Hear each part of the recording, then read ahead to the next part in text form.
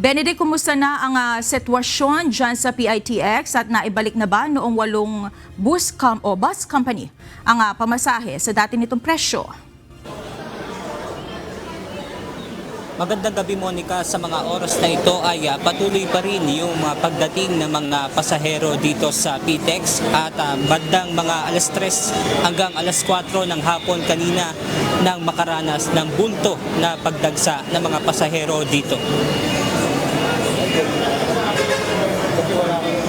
Mahigpit ang ginagawang monitoring ng Parañaque Integrated Terminal Exchange o PITX Management sa presyo ng pamasahe na sinisingil ng mga bus company. Kasunod ito ng 8 bus company na inireklamo dahil sa pagtataas ng pamasahe na aabot sa 50 pesos hanggang 200 pesos. Ayon kay PITX Head of Corporate Affairs Jason Salvador, kahit mayroong naging pagtaas sa presyo ng mga produktong petrolyo, walang ipinag-utos ang Land Transportation Franchising and Regulatory Board o LTFRB na pagtataas ng singil sa pamasahe. Naninindigan sila na utos ng LTFRB. Alam naman natin na ang Pangulong Bongbong Marcos mismo nagsabing walang fare increases. So I doubt kung totoong inutos yan ng LTFRB. Kung naninindigan sila, well, doon na sila mag-usap-usap, harapin nila yung mga show cause orders, and then doon na sila magpaliwanag. Ayon pa kay Salvador, nagsilbing babala na rin ito sa iba pang kumpanya ng bus upang hindi magpatupad ng taas pasahe.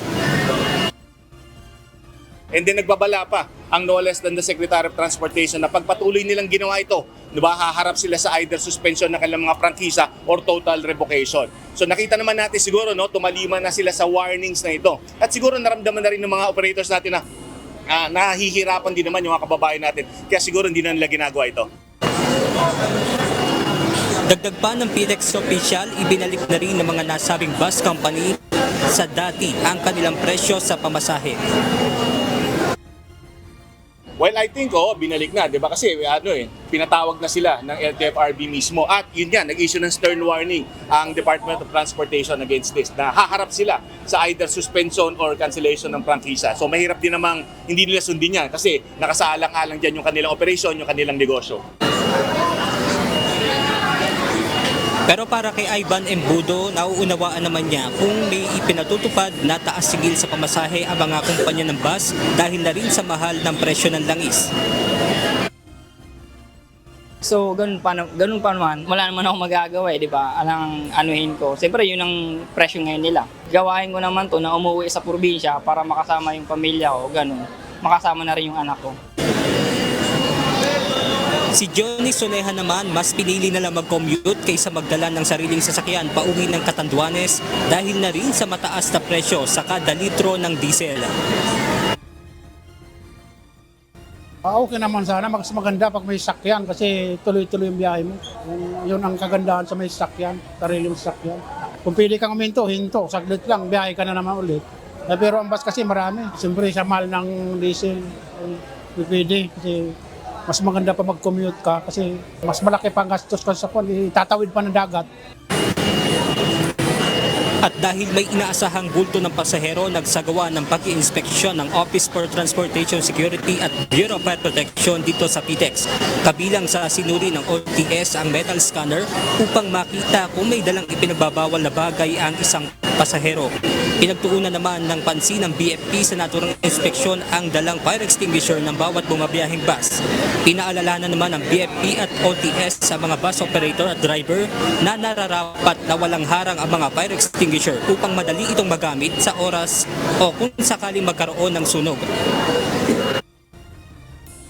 Supposed to be, dapat madali mo siyang mahuhugot dahil kung 8 seconds yon at tapos merong nasusunog sa loob ng bus, that's a long time para mapatay mo at mapaalis mo yung tao. And supposed to be, mali yung ginagawa niya na yun na nakaharang siya doon sa labasan ng mga pasahero. Dapat mahuhugot niya yun without obstructing yung pag-alis ng mga tao.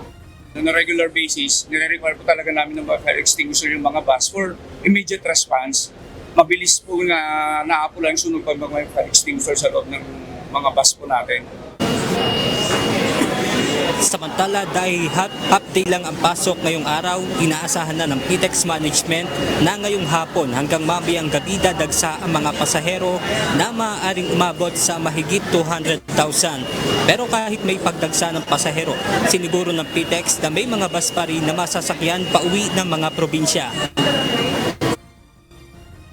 Pero at least malaking tulong pa rin ito kasi alam naman natin in the past few days, nagsabi na ilan sa ating mga operators na magbabawas sila ng mga biyahe na naging issue sana, no? Kasi alam natin tumaas yung bilang ng pasero tapos bumababa yung bilang ng mga publiko sa sasakyan. Naging challenge ito in the past few days. Pero thankfully, tumalima rin naman at sumunod yung mga transport operators natin na magpadala pa rin sila ng kanilang mga units dito. So mga nagsi-apply ng special permit, nabigyan naman at nagagamit na ngayon ng ating mga kababayan.